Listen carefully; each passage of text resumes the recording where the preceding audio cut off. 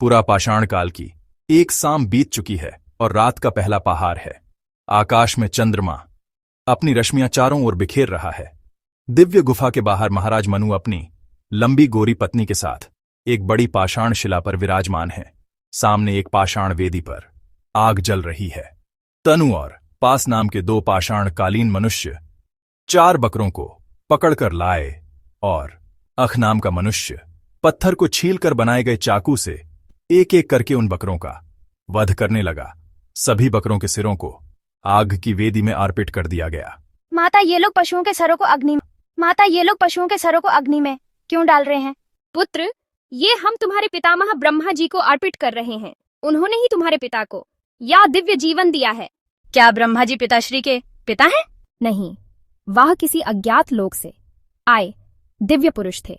उन्होंने ही अपने अनुसंधान तथा दिव्य ज्ञान से इस ग्रह पर तुम्हारे पिता, मुझे तथा कुछ अन्य पुरुषों को उत्पन्न किया था।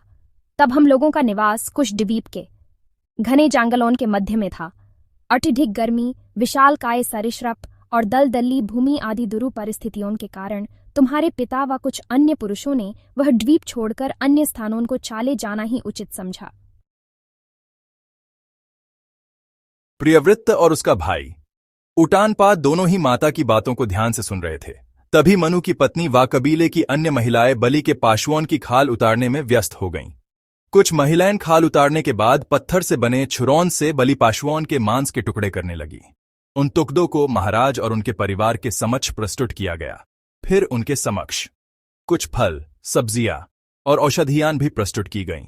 फिर पूरे कबीले ने भोजन किया और अंत में हिमालय में पेई जाने वाली संबाली नाम की लता के आर्क को पर्णपेट्रन से पिया गया संबाली के आर्क को समरास कहते हैं, उसके प्रभाव से कबीले वासी उन्माद हो गए। थोड़ी ही देर में नैन नरटी चालू हो गया। राजा अपने परिवार को लेकर विश्राम हेतु गुफा में चाले गए। धीरे धीरे अन्य लोग भी अपने अपने स्थान को चाले गए। चारों ओर शांति छा गई। आगे क्या हुआ जानने के लिए देखें अगला भाग।